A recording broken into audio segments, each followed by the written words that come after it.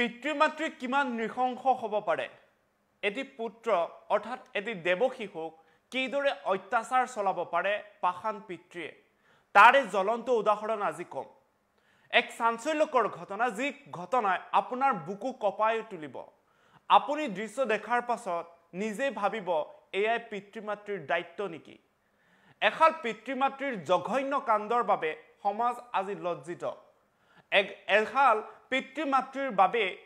কিমান পুত্ৰই কান্দি থাকিবলগীয়া হৈছে তাকো এটি দেৱ শিশু 3 বছৰীয়া এটি শিশু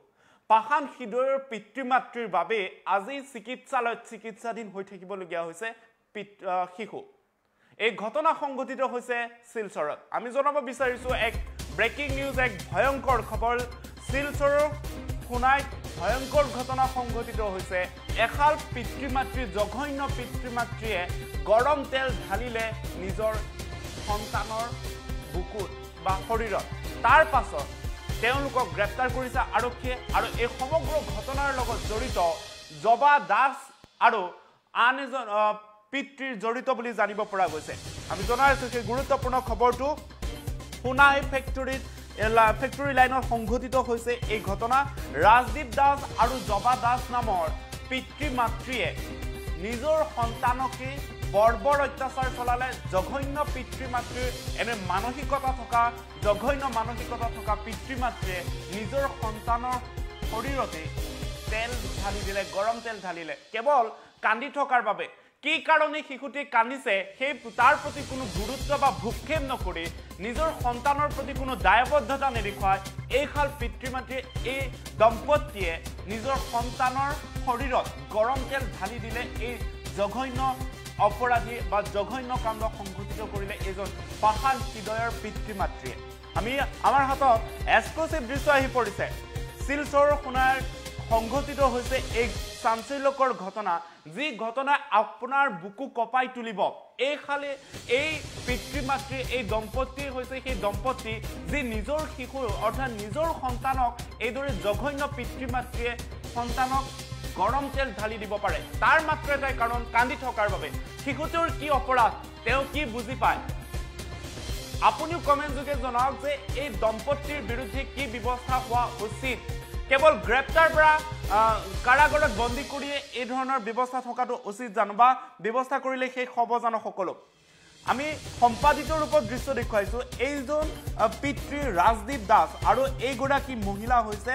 জবা দাস এই জবা দাস আৰু ৰাজদীপ দাসৰ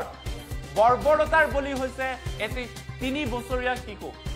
বৰ্বৰতা কাণ্ডৰ জঘন্য কাণ্ডৰ বলি হৈছে এই 3 বছৰীয়া শিশুৰ যাক লৈ এতিয়া সৰ্বত্ৰে প্ৰতিক্ৰিয়াৰ সৃষ্টি হৈছে শিলচৰত সংঘটিত হোৱা এই ঘটনাক লৈ সৰ্বত্ৰে প্ৰতিক্ৰিয়াৰ সৃষ্টি হৈছে 3 বছৰীয়া কণমানি শিশুৰ কান্দোনত সহ্য কৰিব নোৱাৰা এই পিতৃ মাতৃয়ে কিয় সন্তান জন্ম দিছিল তাক লৈ প্ৰশ্ন উত্থাপিত হৈছে সৰ্বসাধাৰণ লোকৰ মাজত আৰু এই ভয়ংকৰ ঘটনা সংঘটিত হৈছে শিলচৰৰ খুনাই ৰোডৰ ফেক্টৰী লাইনত যাৰ বাবে এতিয়া এই সমগ্ৰ ঘটনাক লৈ সৰ্বত্ৰে প্ৰতিক্ৰিয়াৰ সৃষ্টি হৈছে পাখান হৃদয়ৰ পিতৃ মাতৃয়ে নিজৰ সন্তানক কিদৰে বৰ্বৰ অত্যাচাৰ চলালে নিজৰ সন্তানক কিদৰে নিৰ্মম অত্যাচাৰ চলালে তাৰ জ্বলন্ত উদাহৰণ এয়া আমি দৃশ্য দেখুৱাই আছো ঘৃণনীয় কাণ্ড পিতৃ মাতৃৰ এনে ঘৃণনীয় কাণ্ড যি কাণ্ডক লৈ সৰ্বত্ৰে প্ৰতিক্ৰিয়াৰ সৃষ্টি হৈছে যি সময়ত পিতৃ মাতৃক পুত্ৰই বা সন্তানে বা বোৱাৰীয়ে বিভিন্ন সময়ত অত্যাচাৰ চলোৱাৰ অভিযোগ উত্থাপন হয় বা বিভিন্ন সময়ত হত্যা বা বিভিন্ন সময়ত বিভিন্ন কাৰণৰ হত্যা অভিযোগ উত্থাপন হয় ঠিক সেই সময়তে এটি দেৱ শিশুক 3 বছৰীয়া এটি শিশুক কিদৰে নিৰ্মম অত্যাচাৰ চলালে এই জঘন্য পিতৃ মাতৃৰ বিকৃত মানসিকতা থকাৰ এই পিতৃ মাতৃয়ে যাৰ বাবে চিকিৎসালয়ত ভৰ্তি কৰিবলগীয়া হ'ল আমি সম্পাদিত ৰূপত দৃশ্য দেখুৱাইছো কিদৰে এটি শিশুক ভৰ্তি কৰাবলগীয়া হ'ল এই ধৰণৰ ঘটনা যিসকল দুখী তেওঁ পিতৃ মাতৃসকল দুখী পিতৃ মাতৃক কঠোৰৰ পৰা কঠোৰ শাস্তি দিয়াটো আপুনি বিচাৰেনে আপুনিও কমেন্ট যোগে জনাওক এই ধৰণৰ জঘন্য নৃশংস কাণ্ডৰ বলি হোৱা এটি দেৱ শিশুৱে কি জানে তেওঁ ভুকত কান্দিছে বা পিয়াসত কান্দিছে তাৰ পাছত পিতৃ মাতৃৰ দায়িত্ব আছিল শিশুটোক পৰিচৰ্যা কৰাৰ কিন্তু সেই পৰিচৰ্যা কৰাৰ বিপৰীতে তেওঁলোকে নিজৰ সন্তানৰ শৰীৰত গৰম তেল ঢালি দিছিল এয়া কিমান জঘন্য বৰ্বৰ কাণ্ড হ'ব পাৰে এনেধৰণৰ মানসিকতা থকা পিতৃ মাতৃৰ এই পাষাণ হৃদয়ৰ পিতৃ মাতৃৰ বাবে আজি সমাজ কলুষিত হৈছে নেকি ইয়াৰ দৃশ্য দেখুৱাইছো আমি সম্পাদিত ৰূপত চিকিৎসালয়ত আৰ্তনাদ কৰিবলগীয়া হৈছে এটি 3 বছৰীয়া শিশু চিকিৎসালয়ত আৰ্তনাদ কৰিবলগীয়া হৈছে পিতৃ মাতৃৰ এনে বৰ্বৰ কাণ্ডৰ বাবে জঘন্য পিতৃ মাতৃৰ পাষাণ হৃদয়ৰ পিতৃ মাতৃৰ এই বৰ্বৰ কাণ্ডৰ বাবে ইতিমধ্যে শিশুটিয়ে শিলচৰ মেডিকেল কলেজত আৰ্তনাদ কৰিবলগীয়া হৈছে কান্দোনত ভাঙি পৰিছে পৰিয়ালৰ লোক উপস্থিত হৈছে চিকিৎসালয়ত কিন্তু এই ধৰণৰ পিতৃ মাতৃ কিমান দূৰ সন্তান জন্ম দিয়াৰ যোগ্যতা আছে বা সন্তান পোৱাৰ যোগ্য আছে তাক লৈ প্ৰশ্ন উত্থাপিত হৈছে আমি জনাইছো শিলচৰৰ এই মানৱ সমাজক লজ্জানত কৰা এইগৰাকী মহিলা হৈছে জবা দাস আৰু সম্পাদিত ৰূপত দেখুৱাইছো যিহেতুকে কিছু নিয়মাৱলীৰ ভিতৰত আমি এইসমূহ দৃশ্য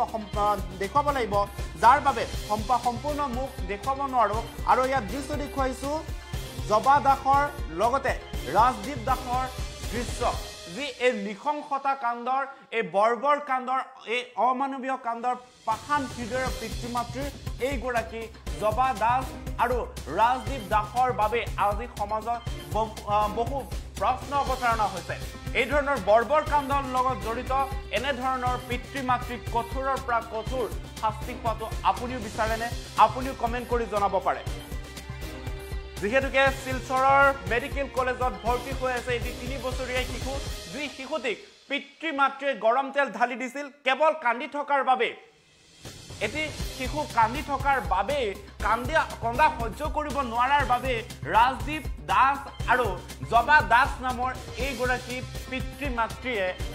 তেওঁলোকে নিজৰ সন্তানৰ শৰীৰতে গৰম তেল ঢালি দিছে কিমান নৃশংস হ'ব পাৰে এনে ধৰণৰ পিতৃ মাতৃৰ এক সমাজৰ বাবে কলুষিত আৰু সমাজৰ বাবে এয়া শুভ লক্ষণ নহয় এয়া আমি দৃশ্য দেখুৱাইছো সম্পাদিত ৰূপত শিলচৰৰ সোণাই ফেক্টৰী লাইনত সংঘটিত হৈছে এই ঘটনা নিজৰ জন্মদাতা পিতৃ মাতৃয়ে যদি এইদৰে নিৰ্মম অত্যাচাৰ চলাব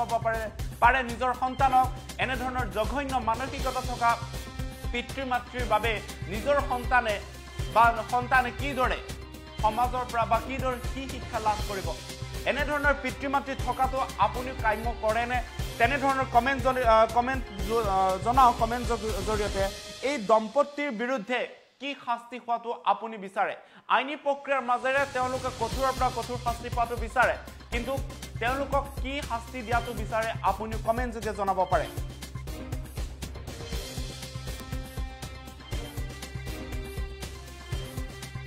দিয়া উচিত তেওঁলোকে আৰু কৈছে যে যি সময়ত পিতৃ মাতৃৰ সম্পৰ্কক লৈ বিভিন্ন সময়ত প্ৰশ্ন উত্থাপিত হৈছে যি সময়ত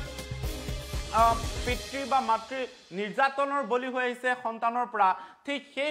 বিপৰীতে এটি 3 বছৰীয়া শিশুৰ শৰীৰত গৰম তেল ঢলাটো নিকৃষ্ট মানসিকতা থকা এই ধৰণৰ পিতৃ মাতৃয়ে সমাজৰ বাবে কি বাৰ্তা কঢ়িয়াইছে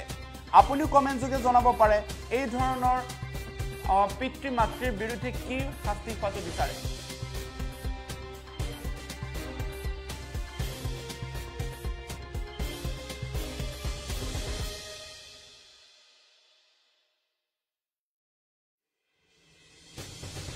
ঘটনাটা হইল আমরা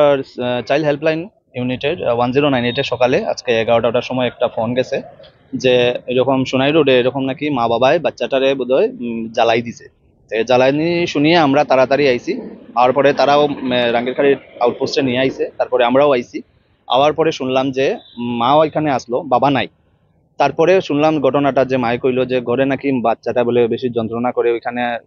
ল্যাট্রিন করে ওইখানে এটা করে যন্ত্রণা দেয় এটার লেগিয়া এখানে শরীরের মধ্যে স্পট পাইছি আমরা যে খুব বার্ন হয়েছে স্কিনটা ঠুটে উঠে পেটের মধ্যে 2টা স্পট পাইছি ওই ইমার্জেন্সিতে আমরা তাড়াতাড়ি করিয়া বাচ্চাটারে নিয়ে আমরা শিলচর মেডিকেল কলেজ হসপিটালে পুলিশের এসকর্ট নিয়ে আমরা অ্যাডমিশন দিছি তো বাচ্চাটা আজকে মনে হয় অ্যাডমিশন হয়ে গেছে বাচ্চাটা আজকে অ্যাডমিশন ওখানে থাকবো আর এখন আমরা এখানে তারা ওই যে বাড়িতে মানুষটা ভাড়া থাকে ওইখানে বাচ্চাটা ইয়ে করে যেখানে তারা ভাড়া আসলো ওই ল্যান্ডলর্ড আসলো যে বাড়ির মালিক আসলো ওই মালিকে এফআইআর দিছে তারা দুজনের নামে এখন যে মা বাবা আছে তারা পুলিশ কাস্টাডিতে আছে আর বাচ্চাটা এখন আমরা এডমিশন দিছি বাচ্চার সেফ সাইডে। হ্যাঁ, পিআইসিইউ কয় ও পিআইসিইউ তে বাচ্চাটা এডমিশন আছে। বাচ্চাটা বয়স হইলো 3 বছরের, মেয়ে 3 বছরের বাচ্চা। এখনো তো মেডিকেল প্রসিজিওরে কিছু বোঝা যান না, কিন্তু এস পার তারা স্টেটমেন্টে কর যে গরম কি হাতা চিনি এরকম কিছু আছিল, ওইটা জ্বালাইছিল বোধহয়। হ্যাঁ, যে গরম হাতা চিনি আছে এগুলা মানে শরীরে লাগাইছে, ওইগুলা মানে জ্বলছে আর কি বডিতে। তো ওই তাড়াতাড়ি করে আমার ইমার্জেন্সি হিসাবে আমরা বাচ্চাটাকে নিয়ে এখন এডমিশন দেওয়াইছি। মা বাবা পুলিশ কাস্টাডিতে আছে, অ্যারেস্ট হয়েছে, দুজনে অ্যারেস্ট হয়েছে পুলিশ জাঙ্গিরহাটি থানার আউটপোস্টে আইসিএ বিয়ে করিয়ে আনছি বাচ্চাটা। বাচ্চাটা মেয়ে 3 বছরের বাচ্চাটা। তারা তো কইলে একটাই। আর এখানে ওই সোনাই রোড মনে শরৎপল্লী না কোন জায়গাতে আছিল, লোকাল পিপুল আছিল যারা নাইবার আছিল, তারা বাচ্চাটারে ধরিয়া মাটারে ধরিয়া নিয়ে এখানে আইছে। তারা হঠাৎ করিয়া দেখছে ঘটনাটা, গড়বন্ধ বাচ্চাটা কান্দাকাটি করে, শরীর জ্বলা, ওই আনছে তারা